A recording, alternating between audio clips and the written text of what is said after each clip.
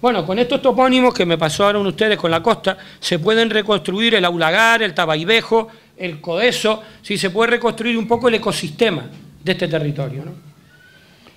Esto, bueno, algunas imágenes de lo que serían los recursos, voy un poquito rápido.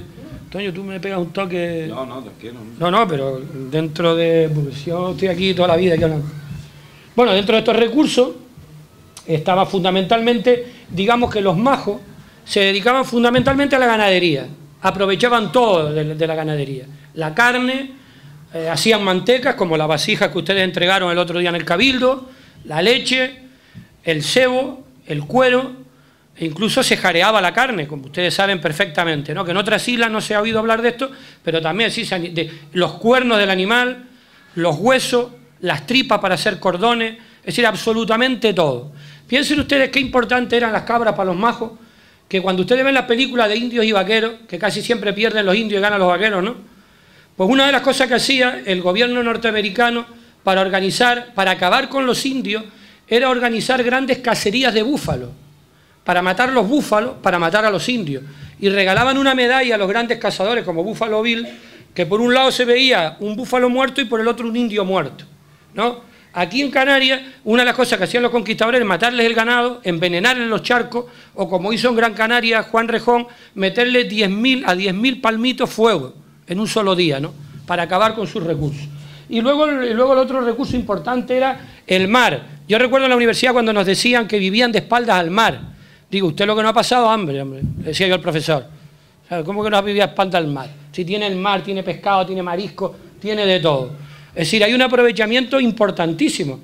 La gente mayor habrá oído hablar de hacer charco o embarbascar con leche de tabaiba, que se hacía más andía de forma medio comunal, ¿no? Coges la tabaiba, la deslechas, lo echas en los charcos y coges los pescados, ¿no? Estas prácticas que se hacían hasta el otro día eran de los antiguos majos.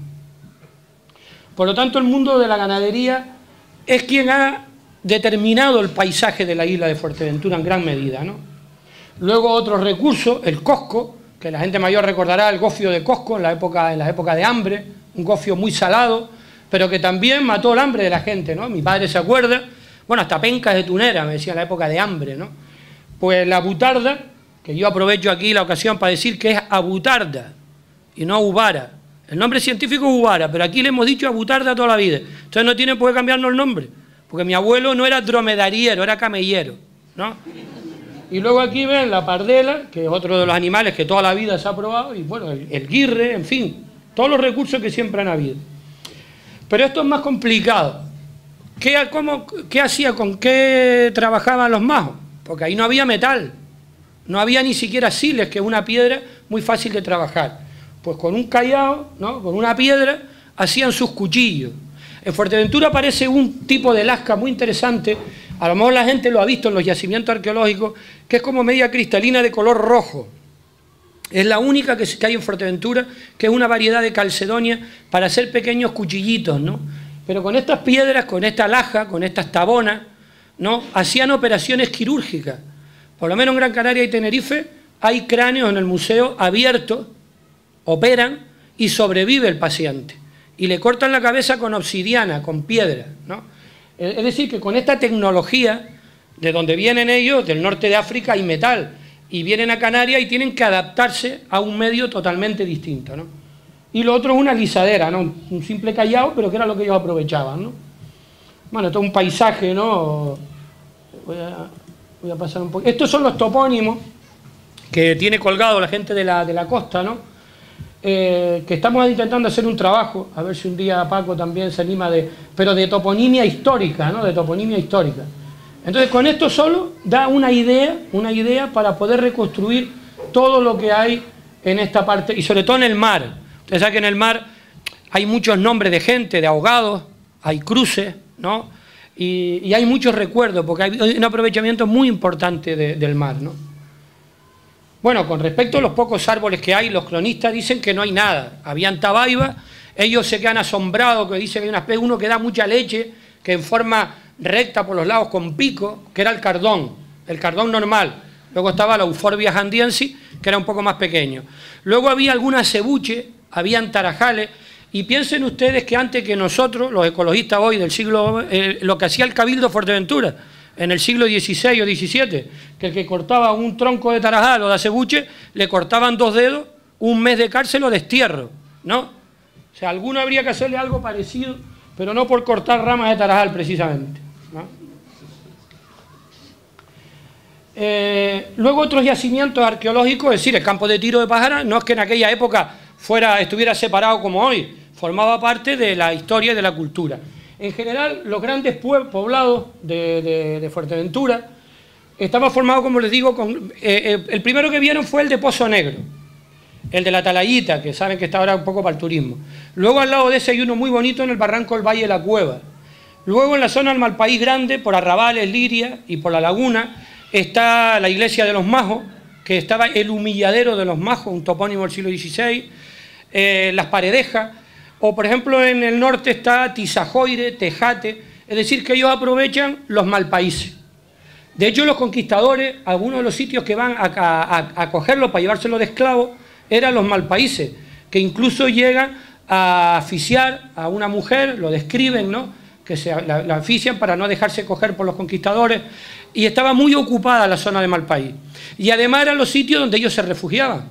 Piensen ustedes que durante un siglo antes de la conquista, desde que llega Lanceloto de Maloseio sobre 1320 y pico aproximadamente, están durante un siglo llevándose esclavos de la isla, ¿no?, capturando gente y llevándosela para afuera. Cuando llega Jean de Betancourt y Gadifer de la Salle, ya la isla estaba medio despoblada, ¿no?, y la gente asustada, escondiéndose por las cuevas y por los malpaíses. Luego también vivían en montaña. Este morro no sé cómo se llama, este que está por acá del Cardón, Antonio. Milindraga. No, pero no es la montaña, entre Milindraga, hay como un morro ahí donde está la carretera que va para Tejerague por ahí. Ah, Montaña Andía. Y hay ahí un poblado también importante. Y luego el que vieron antes, que era el Barranco de la Cueva. En Tindaya hay grandes poblados, el Llano El Sombrero, hay un poblado enorme, Las Hermosas, sí, toda la isla. Bueno, en Jandía no digamos nada, ¿no? Pues Quinzo, Binamar, Butiondo, está todo lleno de yacimientos. Este está aquí, que fuimos el otro día, con Hugo, que está por ahí, no sé si se acuerdan, que fuimos el otro día a este yacimiento, que está por Arrabales, por Liria. Es una estructura enorme de piedras hincadas, ¿no? Este topónimo, igual que en Lanzarote, ha seguido las piedras hincadas, le llama a la gente. Y normalmente cuando hay estos corrales, que no sabemos bien qué es, porque los conquistadores dicen que la iglesia que tenían los majos se llamaban efequenes, ¿no? Efequén, que era una estructura circular, que luego por derivación se llamaba esquén. Y sabemos que todavía se venden esquenes hasta el siglo XVII en Fuerteventura, ¿no? Se vende una casa, un taro y un esquén, ¿no?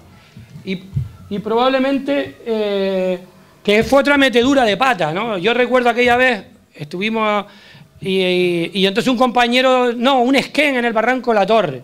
Le digo, muchacho, que eso es un corral, cállate la boca, ¿sabes? Porque nosotros cuando íbamos con los viejos a entrevistar a las personas mayores, claro, tienes que saber un poco cómo hacerlo y respetar a la gente y preguntarle a la gente, ¿no? Entonces cuando íbamos la primera vez le decíamos, ¿usted ha visto esqueleto, cerámica y lapa? Entonces decían los viejos, no, yo no. Y luego le decíamos, no, canillas, cucharas de lapa y tiesto. Y dice, sí, eso está todo lleno por ahí, ¿no? O sea, era una forma de hablar el mismo lenguaje, ¿no?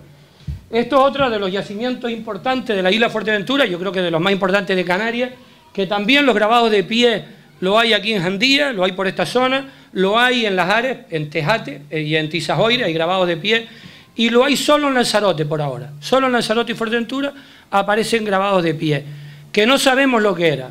Según parece, en el norte de África, era para ahuyentar a malos espíritus, para hacer enlaces matrimoniales, para administrar justicia, ¿no? Es decir, podía tener mucho significado.